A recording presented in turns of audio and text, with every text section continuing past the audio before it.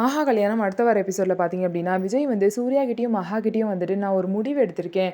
பிரபாவையே என்னோட ஒய்ஃபா ஏத்துக்கலாம் அப்படின்னு சொல்லிட்டு முடிவு பண்ணியிருக்கேன் அப்படின்னு சொல்றாங்க. இத கேட்ட அனாமிகா, என்ன கேட்காம நீ இப்படி ஒரு முடிவு எடுத்திருக்கியா?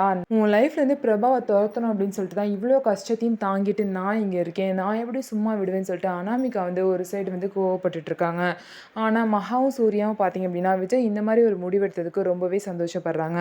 இன்னொரு சைடு வந்து கௌதம் வந்து இந்த மாரி ஒரு சவால் வந்து சூர்யா கிட்ட போட்டத நினச்சு டென்ஷனாவே இருக்கு அப்படின்னு சொல்லிட்டு அவங்க அம்மா கிட்ட புலம்பிட்டும் இருக்காங்க. அது மட்டும் இல்லாம சூர்யா வந்து முன்னேறவே விடக்கூடாதுன்னு சொல்லிட்டு, சூர்யா வந்து பெரிய வந்து ஒரு ஆர்டர் வந்து செஞ்சு அனுப்பிச்சிட்டுருக்காங்க. அந்த லாரியில வந்து பிரேக்க புடுங்கி விட்டுருவாரு.